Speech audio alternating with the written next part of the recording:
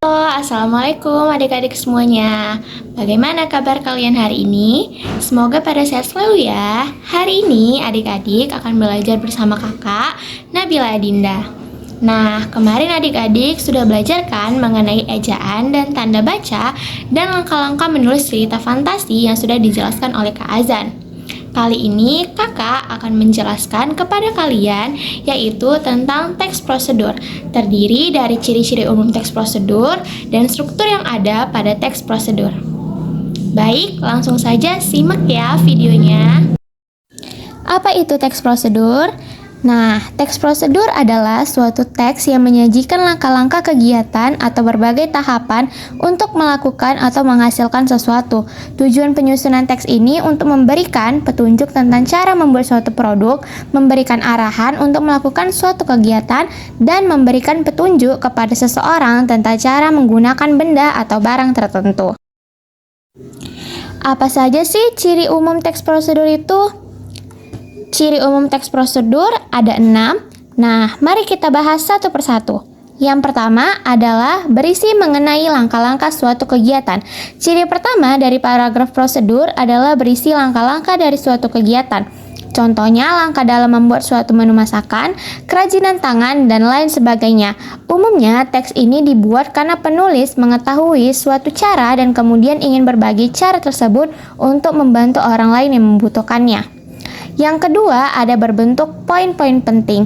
Umumnya, teks prosedur dituangkan ke dalam bentuk poin-poin atau dibuat penomoran, sehingga lebih jelas dalam memaparkan langkah-langkah atau tahapan dari awal sampai akhir kepada pembaca. Yang ketiga, ada memakai kalimat saran dan larangan. Kalimat saran diberikan penulis untuk membantu membaca melalui tahapan atau langkah-langkah membuat sesuatu dengan benar. Selain itu, digunakan juga kalimat larangan. Larangan ini disampaikan penulis untuk membantu pembaca menghindari kesalahan saat mempraktekkan cara dan tahapan yang dipaparkan. Yang keempat, ada disusun secara detail dan sistematis.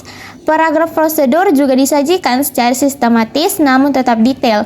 Tujuannya tentu saja untuk membantu pembaca mempraktikkan tata cara yang dipaparkan dengan baik dan benar. Yang kelima, menyajikan informasi yang bersifat objektif. Teks yang dipaparkan di dalam paragraf prosedur memiliki sifat objektif, sebab bukan hasil khayalan atau karangan dari penulis, melainkan dari pengalaman, analisis, dan percobaan yang dilakukan penulis, sehingga pembaca tidak akan merasa melakukan sesuatu prosedur yang salah. Nah, yang terakhir ada berisi bilangan urutan atau angka. Seperti yang sudah dipaparkan di awal bahwa teks prosedur berisi suatu tahapan yang dibuat dalam bentuk poin, maka teks jenis ini kemudian memiliki bilangan urutan atau angka, termasuk juga ketika ditulis dalam bentuk paragraf, sehingga akan ada kata pertama, kedua, ketiga, dan seterusnya dalam paragraf.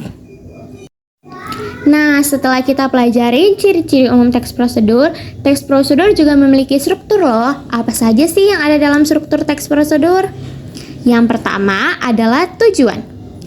Tujuan di bagian ini biasanya terdapat informasi mengenai hasil akhir yang akan dicapai setelah semua langkah atau tahapan dilakukan. Tujuan umumnya ditulis dalam bentuk pernyataan singkat yang terdiri dari beberapa paragraf dan di dalamnya terdapat kata-kata yang dapat menarik perhatian pembacanya, seperti mudah dilakukan atau bermanfaat, indah, cepat, dan sebagainya.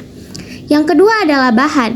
Di bagian ini biasanya penulis akan menjelaskan mengenai bahan-bahan yang akan digunakan, peralatan atau material lain yang dibutuhkan untuk melaksanakan langkah-langkah yang dijelaskan. Terakhir ada langkah-langkah. Di bagian ini terdapat langkah yang perlu dilakukan oleh pembaca secara runtut dan selengkap mungkin. Bagian ini bisa ditulis dengan bentuk uraian paragraf dengan menggunakan kata-kata tertentu seperti pertama, kedua, ketiga. Selain itu bisa juga ditulis dalam bentuk penomoran di setiap langkahnya. Nah, itu dia pembelajaran tentang ciri-ciri umum teks prosedur dan struktur teks prosedur. Jadi, adik-adik sudah paham dong apa saja ciri-ciri umum dan struktur yang ada pada teks prosedur? Di sini, kakak akan menguji adik-adik semuanya apakah sudah paham dengan materi yang sudah kakak sampaikan tadi. Di akhir video, kakak letakkan barcode yang bisa adik-adik scan untuk menjawab soal yang sudah kakak berikan. Baik, segitu saja pembelajaran kita hari ini. Semoga adik-adik semua sehat selalu ya. Wassalamualaikum warahmatullahi wabarakatuh. 下知道。